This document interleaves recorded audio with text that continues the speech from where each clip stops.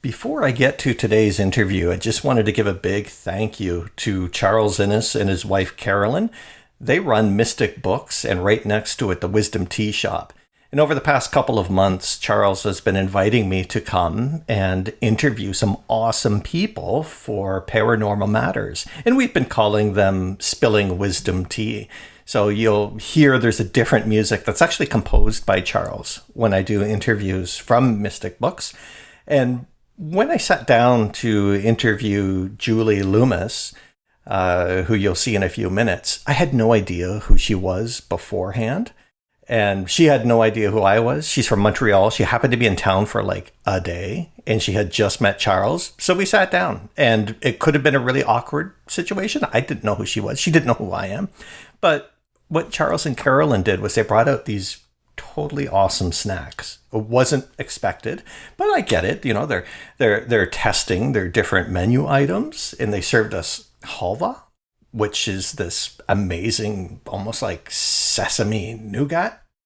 And then once the interview was done, they came out with some awesome crepes with Havarti and fried onions and sriracha. And of course, I didn't get many pictures of them because I was just thinking about eating.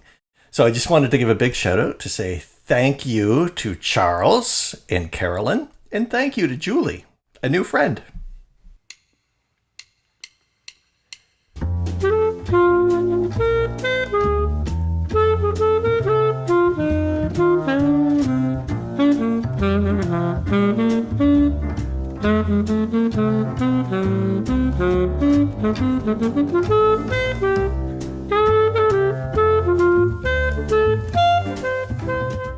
So every interview that I've done up until this point has been, prepared.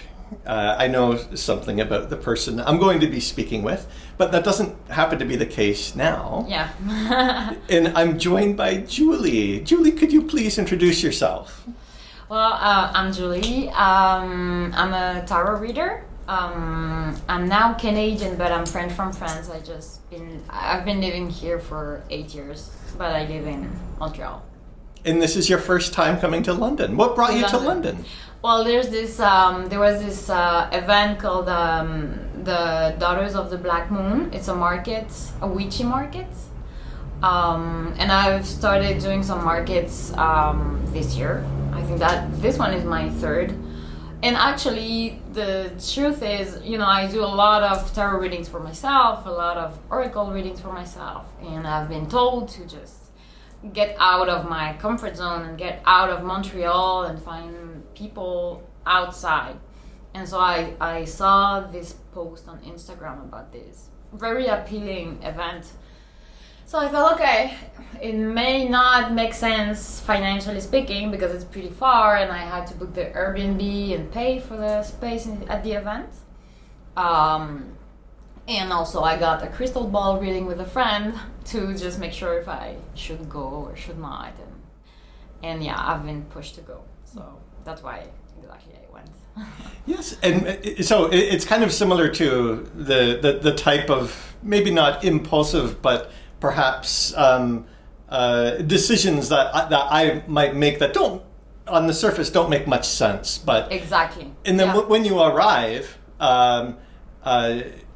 things reveal themselves that you had no idea would happen. Yeah. So it's kind of just following your heart, right? Your heart, your guts, the spirit. Yeah, usually it happens a lot. I make a lot of unusual decisions based on intuition, but a lot on my readings too. Especially since, it's been a year since I've been, listening to the cards, and it's helped me a lot. So that's why I keep on doing it. But I also looked into the cards when I decided to go, and the cards were not as positive about this trip and the event. And they were actually true, because the event was great in so many aspects, but also has its problems. But I got also this, I got dreams that I should go, and my friend, who is a crystal ball reader, she told me I should go, and so I ended up just following it and and went. But it's okay. It's, it was just a challenge because I drove here by myself, and I usually am scared of driving this much. And so it was a challenge. So, but now you're here. So you, in my last episode, I interviewed Megan Baxter, and we spoke about the ufology tarot deck, and there was something compelling me to do multiple episodes on tarot.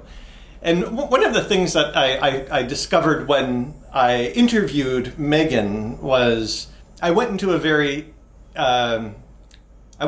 safe space for myself, and that was to say the tarot is an analog internet of symbols. And that's what Megan is very well versed in discussing the tarot as I saw that. Symbolic meaning. But I'm getting the impression from you that perhaps there's also a deeper level of meaning with tarot when it comes to divination. Is that how, would you agree, or?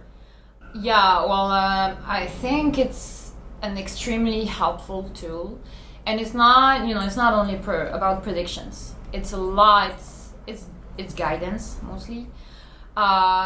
Usually, I take it like it's having a friend who is pretty wise, but who can also take a look at the future and tell you a bit about the future. So that's how I see it. I think it's a wonderful tool. I use it a lot for divination, but also for very practical decisions. Like, for example, trips like this one. I love planning with tarot, and because it gives a perspective that's always different from what I would think, and that's how I see it. Like, I use it for a lot of things, but I do also predictions. Only I don't think the predictions are like they're not what I like to do the most, because it can change. So there's a lot of not guaranteed aspect to it. But I use it for pretty much everything, guidance a lot, and day-to-day practical decisions. And it's also a great tool, to communicate with deceased people and guides. So that's also how I use it. And it's that's why. But it's still a very mysterious tool, and I think I will never end learning from it, because it's every day you can learn something from tarot.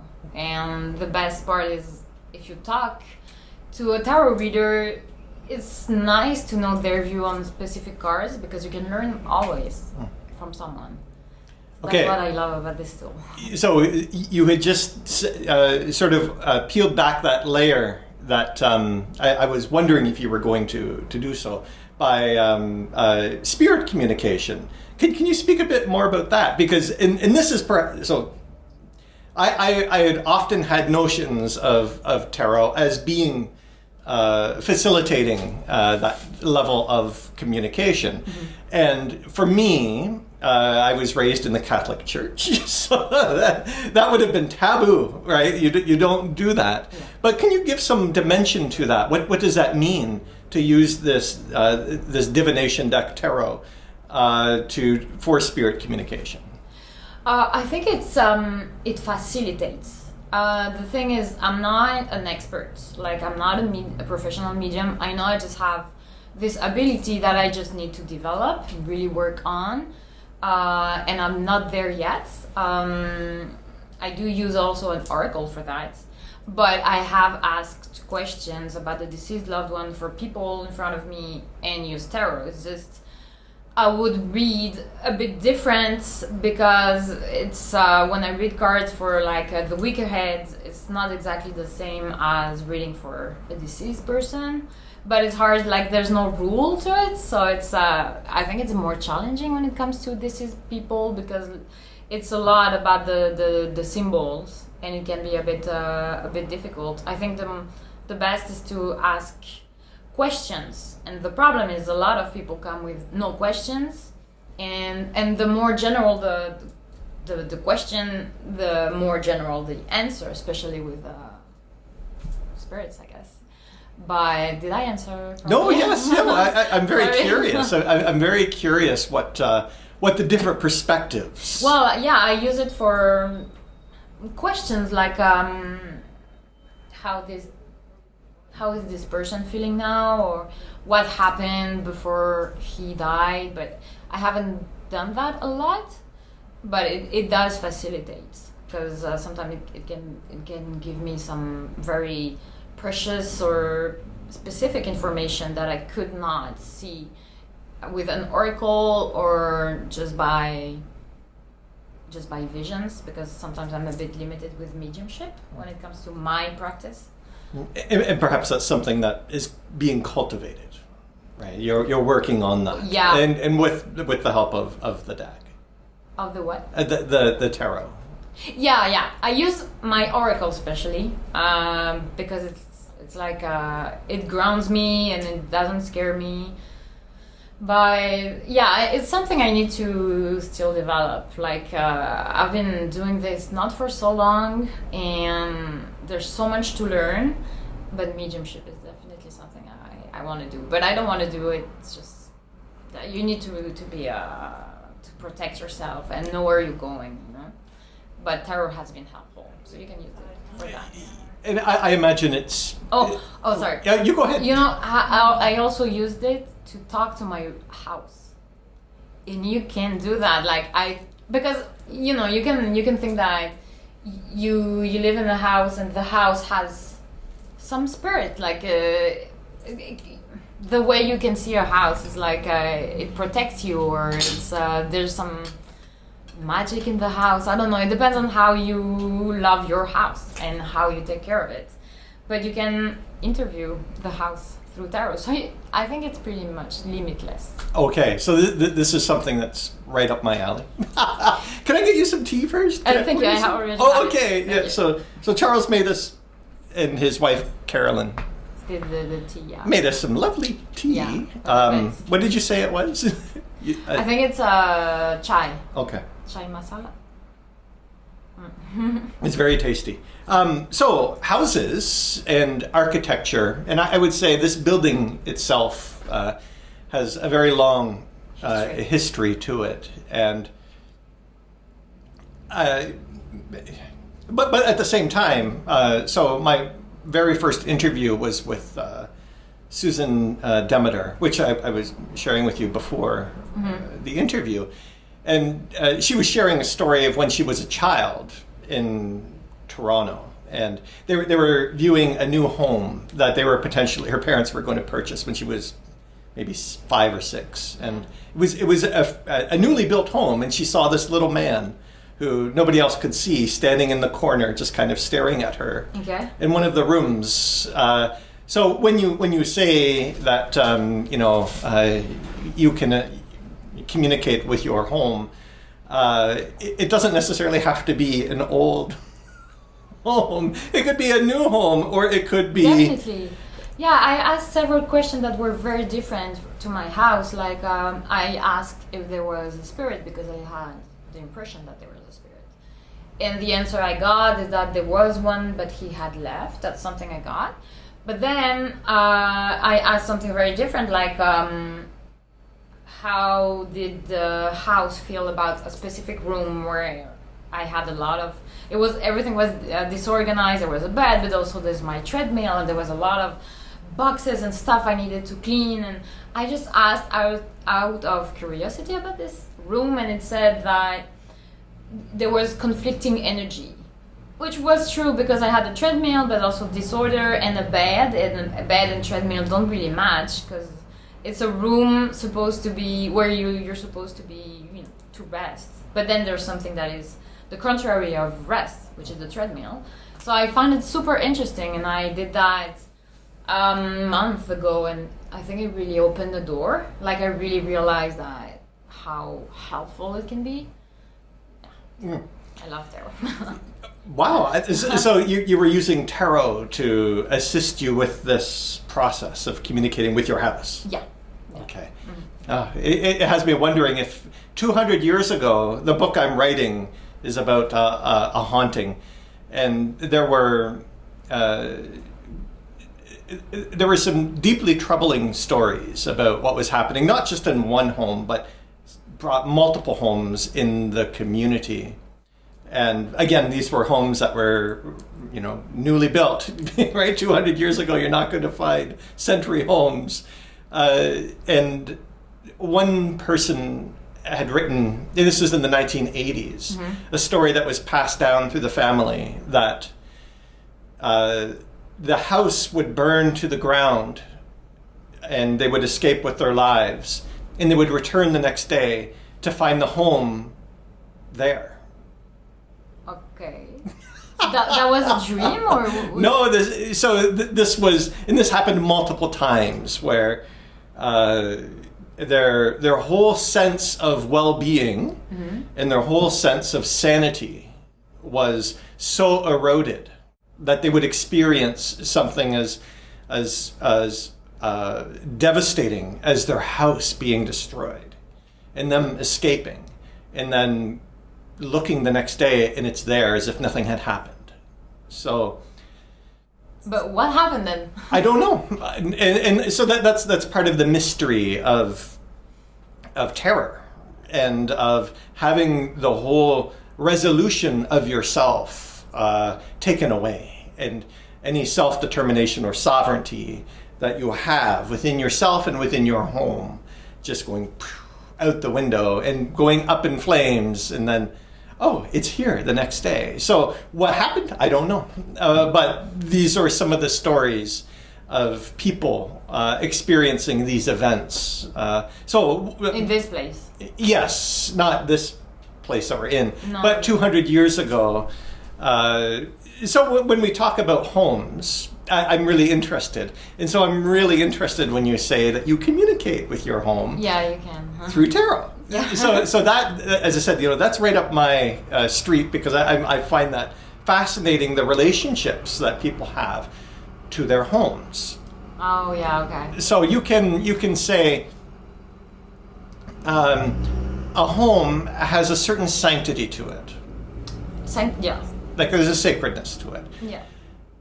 That sanctity and that sacredness goes away if there's a robbery, if somebody breaks into the home, right? There's a trespass that occurs to both the person and to the home. Yeah, it's like a rape. Yes, so it's a violation, not just of yourself, but of the home, and of you and the home together. Yeah, I agree.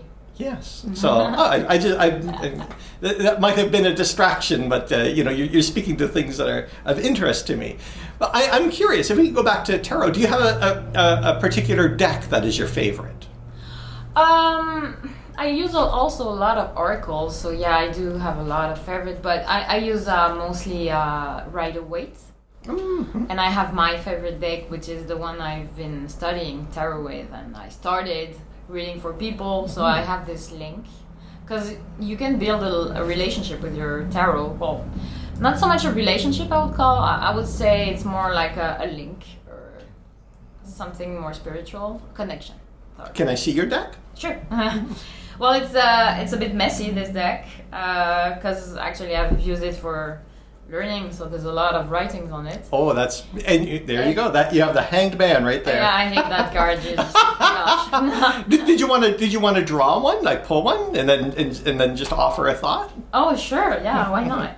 Actually, if there's also black spots on the deck, it's because I read near candles. And candles make those. Yeah, it's a bit messy. But that just shows that it's a well used deck. Yeah, well used. Yeah, because it was perfect before I started reading to people, and once I started reading to people, there was a bunch of black spots from the wax. But that's character, right? That's yeah. I love this deck. I love this deck. And I'll say that with the ufology tarot deck, and like the box has been well traveled, so it's a bit damaged. The ufology, yeah. Yes. So you drew a card. What did you draw? I drew the Six of Wands. The Six of Wands, okay. And can you offer any thoughts that come to you? Well, we didn't have a specific question, so I can Oh, that's go true. with That's this true. First. It's fine. But I can just go with the first thing that comes to mind. The thing is, we're doing this interview, and that's someone who is pretty victorious. But it doesn't mean like he absolutely made it. It's just maybe he won a battle. It can be he made a challenge, or he overcame a challenge, and so that's pretty much a very positive card, and it relates also to passion. So my interpretation would be that this interview will be pretty positive for me. There we go. We do it when we do what we love, right? Yeah. I have my views on that, because we tend to say that when we do what we love, we get what we want, but it's not always true. That's true. Yeah. So that's like I've been through a lot with acting, because I used to be an actor, and that was something I really want to do. And no matter how hard I've tried, I did not make it. And so it's not always true, but I think it's just, acting led me to that conclusion. It's really about where you're supposed to be. Because if the universe doesn't want you to be on the path, you won't be there. Yeah. Even if you try, even if you want it, no matter how much manifestation you do, you won't get there if you're not supposed to be there. So it's important to stop when it's time to stop. So that's my view on it. I would agree wholeheartedly. So last year, I read this Buddhist teaching that has stuck with me to this day, to the point where I would repeat it every day last year, and it really coalesced where I was, where I am, and where I'm going, and that is. An obstacle is not in the way. An obstacle is the way. Oh, yeah, I like it. Right? Yeah, actually. It's good. It's good because it makes the things easier. It makes the path easier to see it that way. Yeah, and it's something that I find it... a teaching like that, it works in a bunch of different levels with me. So when I'm with my daughters, for instance, and they are facing an insurmountable challenge, and it could be something which to me is very trivial, but to them it's the entire world. And they can't overcome this, and they show absolute signs of defeat and collapse in the face of this challenge that can't be overcome. Yeah. So for me, when I'm faced with a situation like that with my children, it's almost as if there are these very delicate and invisible strands that are entangled, and then gently detangling them, pulling them apart, will walk them through that process of understanding that obstacle isn't something that defeated you, but perhaps it's helping to shape you, and then you will continue onto a different direction or onto a different path. Or the same path, but stronger. Yes, and it was that obstacle that brought you there, right? And yeah, you mean, yeah. Does that make sense? Yeah, definitely. Yeah. Yeah, and, I know what you mean, yeah. Yeah, and personally, my own defeats or my own challenges, I would face something and then just be absolutely fucking gutted right afterwards. But then I wouldn't be here. I wouldn't be sitting in this seat speaking with you and drinking this great tea and just having a good time with life, because I would have been doing that thing that I had my entire vision and my entire focus set on, because it was something I loved, but it didn't manifest. It did not manifest, yeah. But I always keep thinking, but what if it had manifested, but that's not the best way. You know what I think? If those dreams that I had manifested, I would be miserable. You think? Yeah. Well, you know what? Sometimes I want to think like that, but there's always this part of me who's like, or is it true? Is it honestly what you think, or is it because it's easier to think that way? Sorry, I don't want to be. No, that's but okay. I'm really like I like to really be honest with myself. Yeah.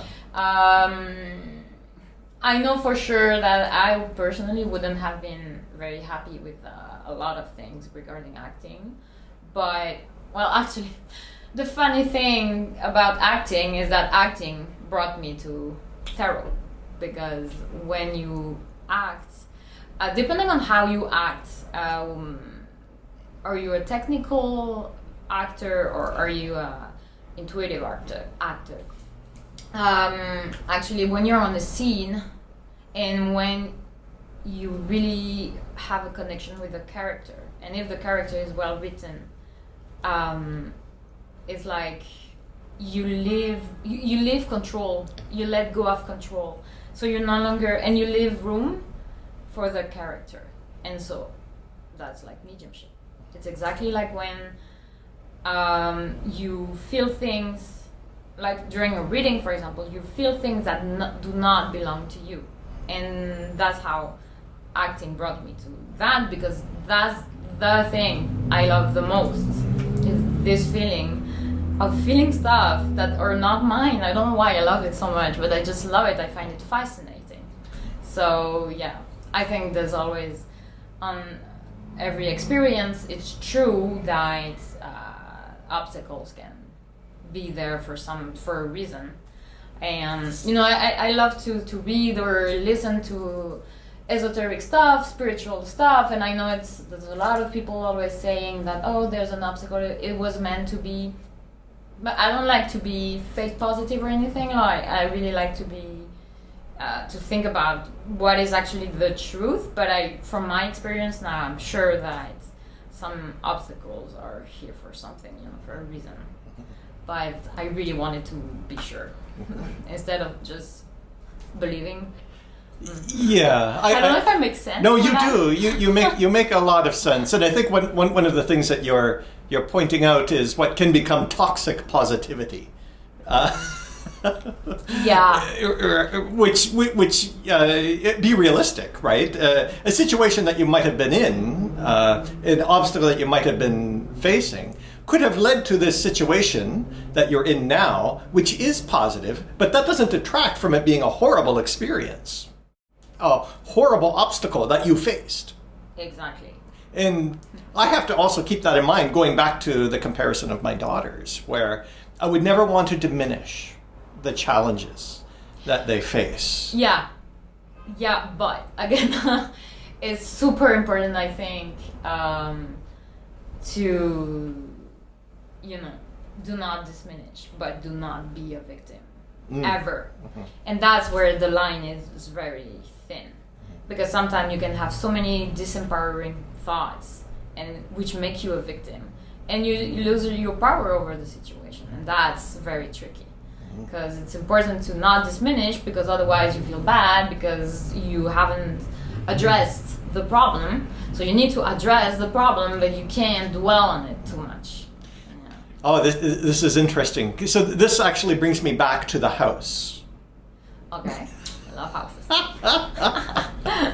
So if we think of the family, and this wasn't the family that became the main focus of that haunting 200 years ago. It was a family who would find their house burnt down and then the next day rebuilt again. Like, that's crazy.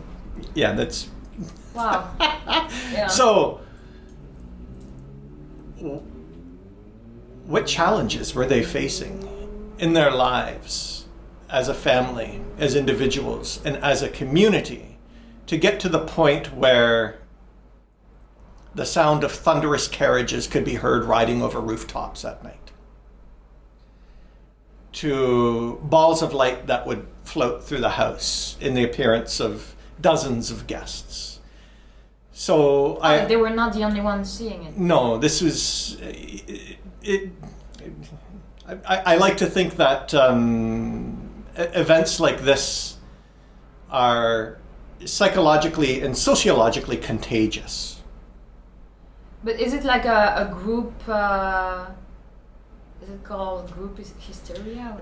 Something similar, but you could also say that, and so studies have been done on what people witness in Portugal in 1918, I believe, and the visions of Fatima, Our Lady of Fatima, who would appear to thousands of people, and Medjugorje as well, in the 1990s, early 1990s, with the former Yugoslavia, this hilltop where people would become enraptured and feel this blossoming of spirit and witness miracles, right? Mm-hmm. So people would go there as complete observers, neutral to what was happening. Yeah. And they might witness something, but it might be different than what the person right next to them witnesses. But if that person says, this is what I see, then a confirmation bias occurs, and then suddenly you have multiple people. As soon as word spreads, it becomes a contagion. Yeah, I know what you mean. Yeah, so I don't know where I was going. Well, I think I'd like to read about that phenomena. Yeah, so I guess I think I know where I was going, and that is when people experience things in their house without the aid of a tarot. And I know there's been studies in Germany through Walter von Lukadu, who's a parapsychologist, who comes to the clinical aid, the therapeutic aid of people who will have horrific things happen. And it could be something like this teacup. This teacup was thrown across the room, and it shattered against the wall. I had another teacup, just like it was from the same set. It fell 2 weeks later, and I can't explain why it was that this teacup fell. And it might also happen that a certain shawl or a blanket would be in a different part of the house. Mm-hmm. So then the questions would be, well, what is that teacup in relation to you? What is that shawl in relation to you? But that's very psychological then. So there is psychological components to this, and this is where the therapeutic aspect of these events happen. So perhaps that teacup was passed down from your grandmother. Is there some unresolved relationship with your grandmother that you need to address, that you need to work on? And perhaps it is that object telling you that you need to work on this. Whereas I was so interested when you said that you used tarot to facilitate that communication with the house. Yeah. Which to me... But it has to be something that has vibration. Like I know objects and stuff don't have the same aura, for example, and they don't have the same vibration, but it has to be kind of alive in a way. But the house, I don't know if technically alive is not. Well, I would say that our relationships are living. So if this cup brings me to my relationship with my grandmother, and my grandmother has passed on 5-10 years, there's still a part of that relationship that transcends my body and goes into the cup. And if I have unresolved grief or unresolved issues that happened from childhood that were related to my grandmother, it could be that cup is an extension of that. But how do you relate the cup to psychology when the people are experiencing something that is like a multi-dimensional experience? So there's a term that William Roll, who is a Danish parapsychologist, used. And I'm trying to trace where he got this term. it's referred to as the long body. And what he does is he says it comes from Haudenosaunee or Iroquoian peoples. And What's the name, sorry? One word would be Ganyangeha or Mohawk. Indigenous people to North America. So I want to find out where he got this idea. But it's an elegant idea, regardless of where it came from. He writes about it quite a bit. The long body. Okay, I didn't know anything So, about it. Interesting. Well, it is,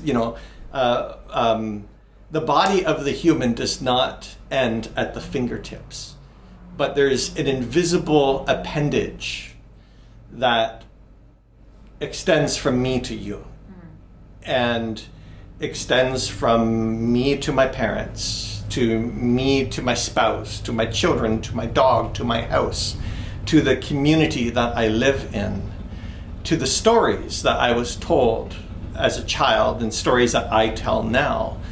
And if there is a severance of that long body, that invisible appendage, then it will seek to heal itself by drawing your attention to the trouble in your life, such as a teacup. Okay. Bringing awareness that you need healing or you need to work through something. So, does that make sense? Yeah, well, yes and no, because it's pretty. First, it's new to me, the long body concept, but it's also vague. Like, I understand the need to, focus on an object that means something, and usually it does. But it's kind of vague. It's new and it's vague. But I understand where you're going with this, but it's kind of. I think it's vague for me. But no, that's okay. Tarot could help. Right, there you go. If you had a question that dealt with this, maybe tarot could help you. Yeah, definitely. You can also use tarot to communicate with. Well, I don't know if we can call that communicate, but at least you get a reading about your past self or your future self. Really? Yeah. There you go. That is part of the long body.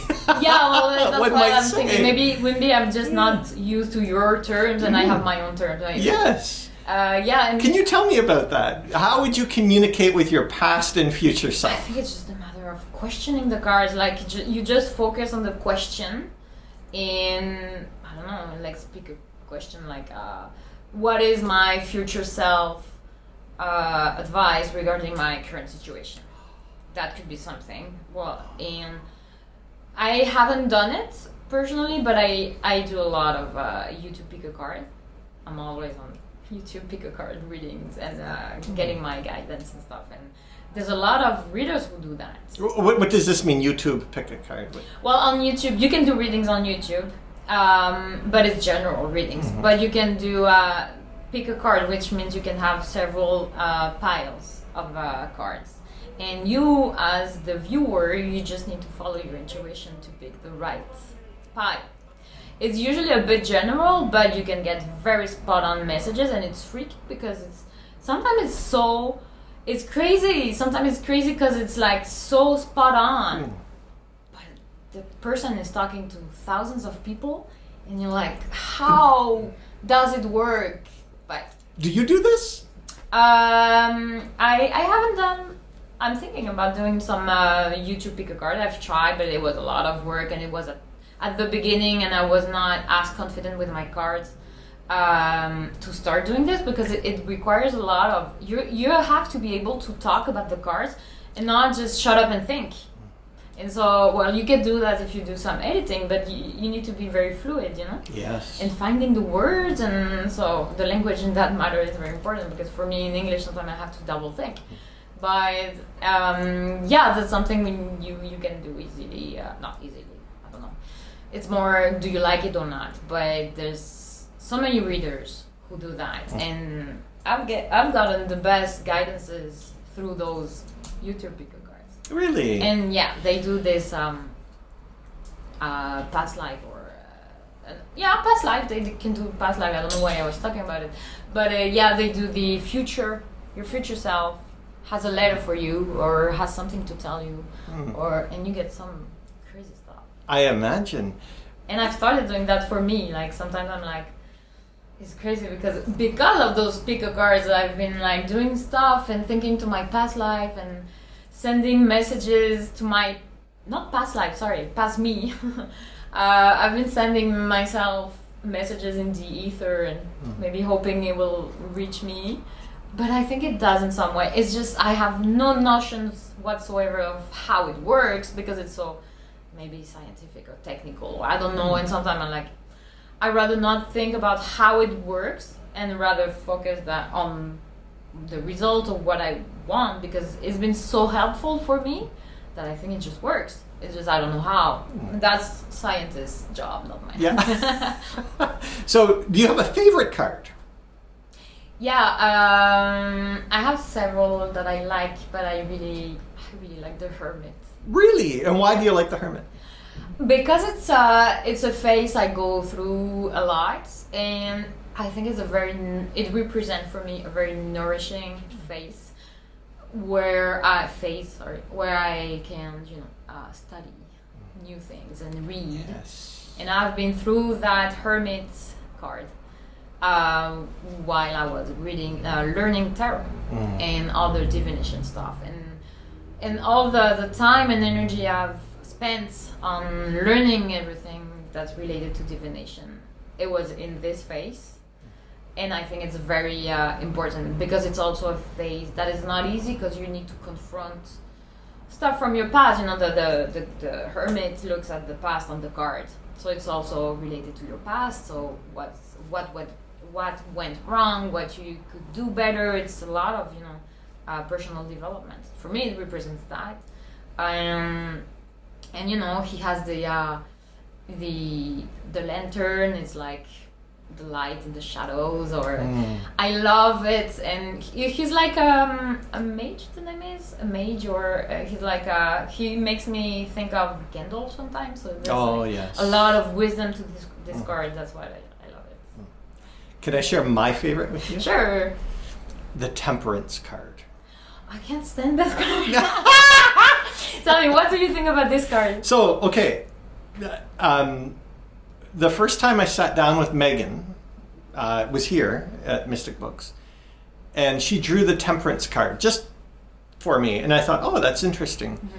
Because I was thinking, refraining from alcohol with temperance, right? That's how you associate it. Sometimes. But she said, no,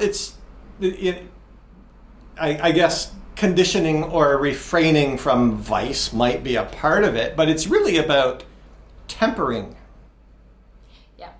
So, like, tempered steel gets the way it is only through the interaction of both elements of water and fire together and the hammering of that steel to make a sword.